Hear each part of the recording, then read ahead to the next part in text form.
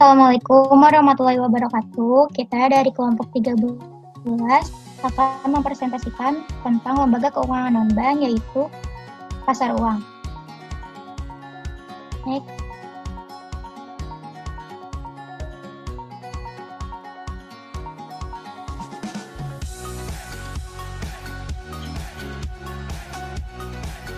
Pengertian pasar uang yaitu merupakan sarana lembaga keuangan perusahaan, non-keuangan, dan perusahaan lainnya dalam memenuhi kebutuhan dana jangka pendek.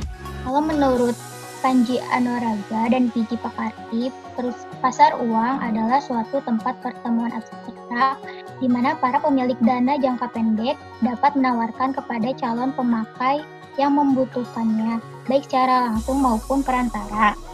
Jadi, intinya pasar uang itu pertemuan antara si pemilik modal dan si penerima modal. Next.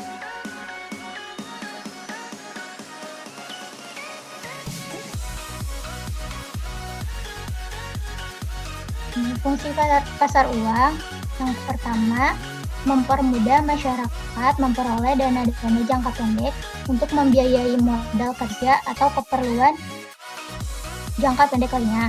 Yang kedua, memberikan kesempatan masyarakat berpartisipasi dalam pembangunan dengan membeli sertifikat Bank Indonesia dan surat berharga pasar uang. Yang ketiga, sebagai perantara bagi investor luar negeri dalam menyalurkan kredit jangka pendek kepada perusahaan di Indonesia. Terus yang keempat, sebagai perantara perdagangan surat-surat berharga berjangka pendek. Terus yang terakhir ada sebagai sumber pembiayaan bagi perusahaan untuk melakukan investasi.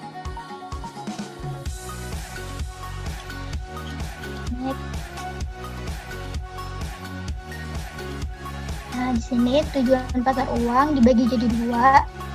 Jadi dari yang membutuhkan dana tujuannya adalah untuk memenuhi kebutuhan jangka pendek, untuk memenuhi kebutuhan likuidasi, sama untuk memenuhi modal kerja. Nah, kalau tujuan dari pihak yang menanamkan dana atau yang memberikan modal itu untuk memperoleh penghasilan dengan tingkat suku bunga tertentu, terus membantu pihak-pihak yang mengalami kesulitan keuangan. Selanjutnya,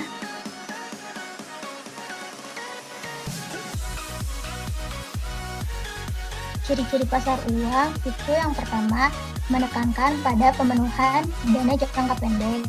Mekanisme pasar uang ditekankan untuk mempertemukan pihak yang mempunyai kelebihan dana dan yang membutuhkan dana, tidak terikat pada tempat tertentu seperti halnya pasar modal.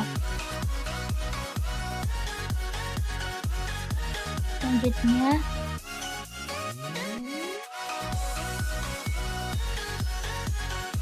pelaku pasar uang di sini ada bank, yayasan, dana pensiun, perusahaan asuransi, lembaga pemerintah, individu, masyarakat, lembaga keuangan lain, dan perusahaan besar. Selanjutnya ada resiko uang pasar uang yang akan dijelaskan oleh Cherry. Oke, selanjutnya ada risiko pasar uang. Risiko pasar uang itu sendiri ada 4 poin. Yang pertama ada risiko gagal bayar. Hal ini terjadi ketika pihak yang mendapatkan modal dari pasar uang tak mampu melakukan pembayaran saat tagihan jatuh tempo. Yang kedua, risiko penanaman kembali. Merupakan risiko akibat mengalihkan investasi. Yang ketiga, ada risiko fundamental, merupakan risiko yang disebabkan perubahan kebijakan pemerintah, moneter, fiskal, dan kondisi makroekonomi. Dan yang terakhir ada risiko pasar, merupakan risiko yang terjadi akibat pergerakan nilai tukar, fluktuasi harga, dan suku bunga. Selanjutnya,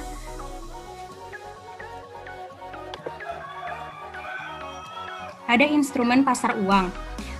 Pada pasar uang, instrumennya itu berupa surat-surat berharga yang ditawarkan oleh investor di pasar uang. Investor itu sendiri dapat memilih dari surat-surat berharga yang ada tergantung tujuannya masing-masing.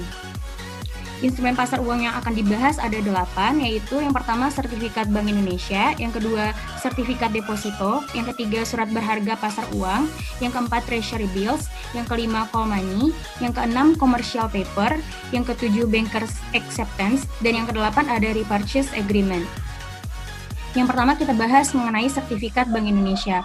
Mungkin teman-teman pernah mendengar sertifikat Bank Indonesia waktu belajar mengenai inflasi, atau mungkin belajar mengenai operasi pasar terbuka, atau yang berkaitan dengan kebijakan moneter. Jadi sebenarnya sertifikat Bank Indonesia apa sih? Sertifikat Bank Indonesia adalah surat berharga yang diterbitkan oleh Bank Sentral. Penerbitan SBI ini biasanya dikaitkan dengan kebijaksanaan pemerintah terhadap operasi pasar terbuka dalam masalah penanggulangan jumlah uang beredar. Tujuan bagi investor, baik bank maupun lembaga keuangan lainnya, membeli SBI adalah sebagai akibat kelebihan dana yang tidak disalurkan untuk sementara waktu. Namun, jika setelah membeli SBI tersebut investor memerlukan dana kembali, maka dengan mudah diperjualkan kepada pihak Bank Indonesia atau pihak lainnya. Instrumen yang selanjutnya ada sertifikat deposito. Sertifikat deposito itu sendiri ada 2 jenis, ada sertifikat deposito, ada sertifikat deposito berjangka. Perbedaannya, kalau sertifikat deposito itu ada atas unjuk, maksudnya ada identitas yang tertera pada sertifikat tersebut. Yang kedua, dapat diperjualbelikan atau dipindah tangankan. Yang ketiga, nominalnya sudah tercetak, dan yang terakhir bunga dapat ditarik di muka. Perbedaannya dengan sertifikat deposito berjangka adalah kalau sertifikat deposito berjangka ada atas nama, jadi ada identitas pemilik sertifikatnya. Terus tidak dapat diperjualbelikan atau dipindah tangankan, nominal belum tercetak, dan bunga hanya dapat ditarik setiap bulan atau setelah jatuh tempo. Penjelasan selanjutnya oleh Adia. Iya, jadi selanjutnya yang termasuk dalam instrumen pasar uang adalah sertifikat deposito, bukan sertifikat deposito berjangka. Next. Ya, sertifikat deposito itu diterbitkan atas unjuk dengan nominal tertentu. Maksud dari atas unjuk adalah sertifikat deposito yang Anda terima bukan atas nama perorangan, sehingga siapa saja memilikinya bisa memperjualbelikannya kepada pihak lain. Jangka waktunya bervariasi sesuai dengan keinginan bank. Pencairan sertifikat deposito dapat dilakukan setelah jatuh tempo. Namun apabila investor memerlukan dana, maka dapat pula sertifikat deposito ini diperjualbelikan baik kepada lembaga ataupun kepada pihak umum. Next. Instrumen pasar uang ketiga adalah surat berharga pasar uang. Surat berharga pasar uang adalah surat berharga yang dikeluarkan oleh bank umum dan dibeli oleh Bank Indonesia dengan nilai nominal yang cukup besar. Tujuannya adalah untuk meningkatkan likuiditas bank umum dan menekan laju inflasi. Likuiditas itu apa sih? Likuiditas itu adalah kemampuan bank umum dalam memenuhi kewajiban jangka pendek. Next. Terus yang selanjutnya adalah treasury bills. Treasury bills itu terdiri dari kata treasure atau harta dan treasury pembendaharaan dan bills yaitu tagihan. Ini contohnya treasury bills.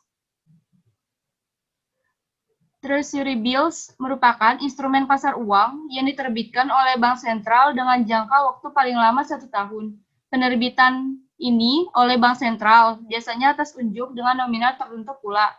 Treasury bills ini mudah diperjualbelikan, selain itu bisa dikatakan sama dengan sertifikat Bank Indonesia. Tetapi bedanya, Treasury bills ini diterbitkan di luar negeri.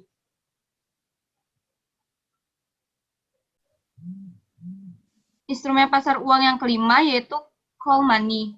Call money adalah kredit atau pinjaman yang harus segera dilunasi atau dibayar apabila sudah ada tagihan atau panggilan dari pihak pemberi dana atau kreditor. Jangka waktu kredit berkisar antara 1 hari sampai dengan 7 hari. Perbedaan antara call money dengan kredit pada umumnya adalah pada call money persyaratan pinjamannya ringan serta jangka waktunya relatif singkat. Sebelum pemberian call money, pihak kreditor mempertimbangkan masalah kepercayaan. Jaminan hanya berupa kepercayaan. Selanjutnya akan dijelaskan oleh Gusti.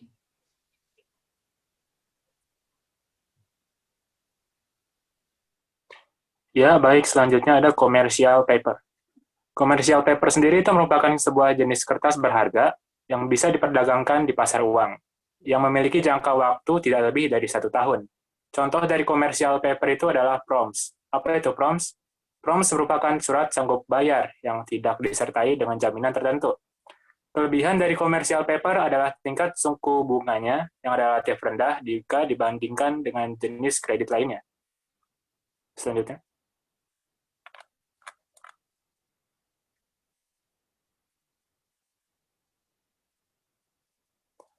Lalu ada banker acceptance, merupakan sebuah vessel bank yang ditarik oleh seorang eksportir atau importir atas suatu bank untuk membayar sejumlah barang atau untuk membeli valuta asing yang diberi tanda accepted. Apabila bank menyetujui vessel tersebut dan dapat diperjualbelikan di pasar uang sehingga salah satu sumber pendanaan jangka pendek. Banker acceptance merupakan instrumen jangka pendek yang dapat dipindah tangankan. Pada dasarnya merupakan sebuah alternatif untuk mendapatkan kredit pada saat barang-barang yang diekspor dikapalkan untuk segera dikirimkan ke luar negeri. Selanjutnya.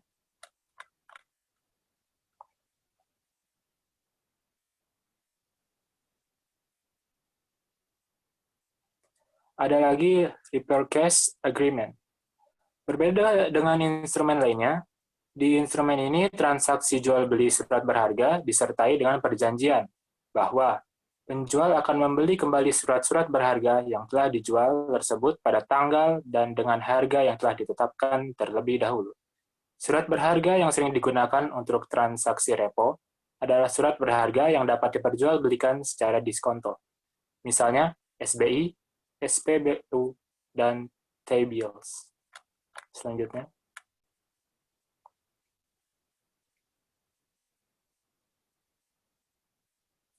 Nah, apakah perbedaan antara pasar uang dengan pasar modal?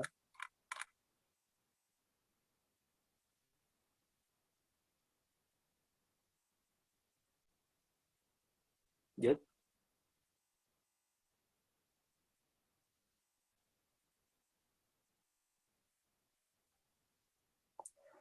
Jika dilihat dari periode waktunya, pasar uang itu memiliki periode yang jangka pendek, kecil dari 270 hari. Sementara pasar modal itu waktunya jangka panjang. Jika dilihat dari produk pasarnya, pasar uang memiliki produk pasar yang utama yaitu SBI, SBPU, dan deposito. Sementara pasar modal memiliki produk pasar yang utamanya adalah saham, obligasi, dan reksadana. Jika dilihat dari lisensinya, lisensi dari pasar uang itu dimiliki oleh Bank Indonesia, sementara pasar modal oleh Departemen Keuangan melalui Badan Pengawas Pasar Modal atau yang disebut BAPEPAM. Kemudian dilihat dari prosesnya, pasar uang memiliki proses di seluruh transaksi yang ada di bank. Sementara pasar modal, proses transaksinya hanya ada di bursa efek dan perusahaan sekuritas.